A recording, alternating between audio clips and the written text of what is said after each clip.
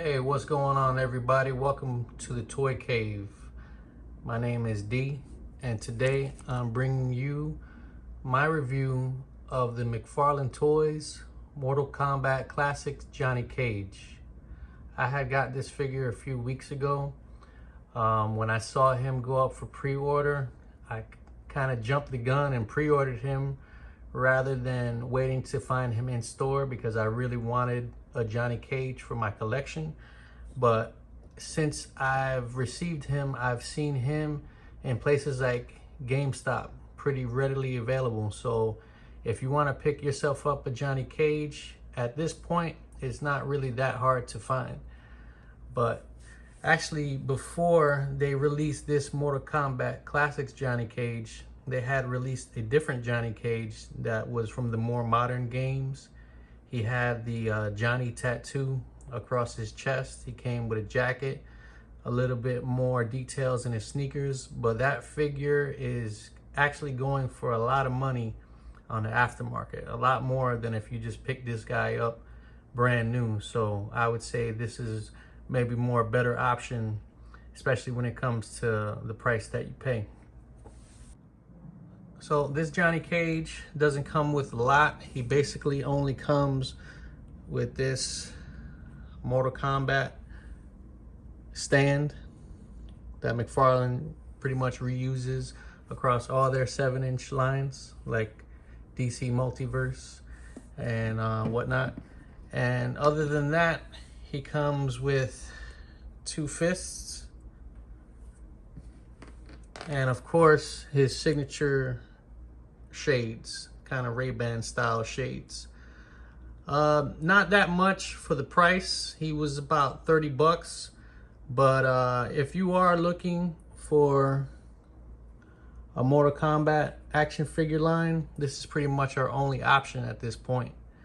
I personally have always liked Mortal Kombat since the original games came out in the 90s. I had some of the smaller scale figures, the old school G.I. Joe figures back in the day, and I always felt like that was a big hole in my collection, and I'm glad to actually have a few different Mortal Kombat figures now. So let's start out with taking a closer look at this Johnny Cage. Alright, so as far as details go, this is his face close up. I really like this Johnny Cage. I don't think he looks like how he did in the original game. He looks more closer to the modern games. I don't know if there's some kind of likeness issue with the actor who did the motion capture for the original games, but this is okay. You know, it comes across as Johnny Cage, very smug expression. I can't say that I like him without the shades. I think he actually kind of looks weird. Here's the shades off. I don't know if you guys might agree with me.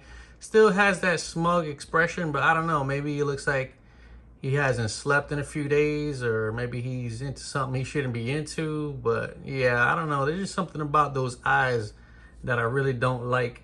And here's the shades. They kind of just go on like a normal set of shades, but there's some grooves. I don't know how well you can see that. There's some grooves over his ears to kind of fit him in a little bit better. There's his 90s haircut. You can see it's slick back, kind of hanging back out of the back of his neck. Maybe needs to shape up, I don't know. Here's a look at Johnny Cage with his shades kind of tilted down a little bit on the bridge of his nose.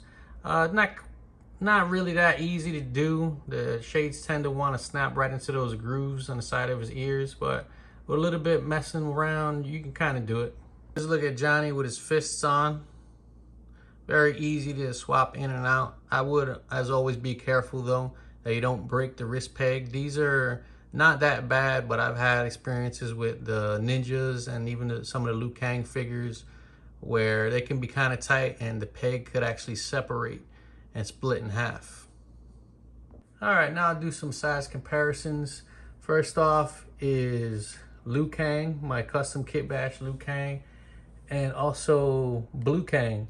I do have the red one of this figure, but I have him in a pose, so I don't really want to take him out. But as you can see, he scales well with the Mortal Kombat Liu Kang figures. There you go. Here he is next to Melina and Scorpion. This is actually the single release Scorpion with the 2-pack head and mask accessory. And that is the Melina from the 2-pack. They scale pretty good together. Here he is next to the Mortal Kombat Spawn and also a 3 Jokers Batman that I did a trunk and head swap on. Now here he is with a couple female DC characters, Black Canary and Zatanna. As you can see, Black Canary's kind of big compared to Johnny Cage. Zatanna not so much. I say he scales a little bit better with her. Here he is next to the NECA Ghostface and Terminator 2 T-800. I think Arnold is coming up a little bit short, but Ghostface scales pretty well with Johnny Cage. Here he is next to my custom kit bash Catwoman from the Batman movie and also a Storm Collectibles skeleton. If you guys remember, Storm Collectibles had a Mortal Kombat line. I had a couple figures from that line, but since sold them off. But hope this gives you a little bit of an idea of what Johnny Cage here might look like compared to those old Storm Collectibles figures. I believe this skeleton might be a little bit short compared to like the ninjas they had and a couple of the other figures they had, but here's just to give you an idea. And in case anyone was wondering how he scales with Marvel Legends and other 6-inch figures, here he is next to the Deadpool and Wolverine Blade and X-23. As you can see, he is towering over both of them and completely out of scale. Now we'll take a look at Johnny Cage's articulation. Johnny Cage has a dumbbell in his neck and also he has neck articulation. This is pretty unique among the McFarlane 7-inch figures. I believe that the only other figures that have neck articulation are the original Johnny Cage and also the original Shazam from DC Multiverse. But with both of those joints, he looks up about that much. He looks down about that much. His shoulder goes up that high, comes back down. You can shift it up too, move it kind of like a butterfly joint. Get some decent movement there. He has bicep swivel that is pretty stiff. I would watch out with that.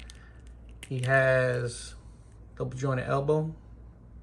Moves in about that much. He has McFarlane wrist balls that go in and out, side to side, and all around, however you want to do it. His torso articulation, he has a diaphragm cut and also a waist cut.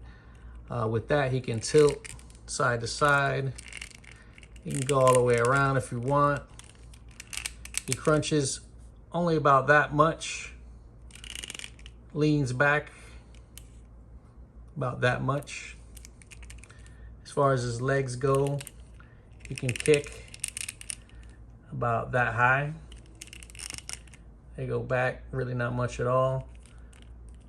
No type of thigh swivel, as is pretty standard with all of McFarlane's 7-inch figures.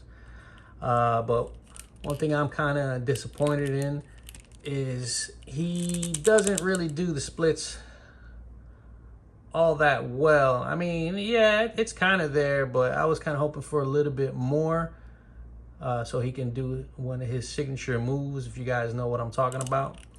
He has double jointed knees that bend that much. And then he has the McFarlane ankle balls that go up by that high, go back that much. You can also pivot like that. And toe articulation. And there you go, guys. That's my review of the Mortal Kombat Classics Johnny Cage from McFarlane Toys. Let me know what you guys thought of this review and this figure itself. What do you guys think of the whole McFarlane Mortal Kombat line? Are you just happy to get some Mortal Kombat figures? Do you think the figures are actually any good? Let me know in the comments. Please like and subscribe, and I'll see you next time.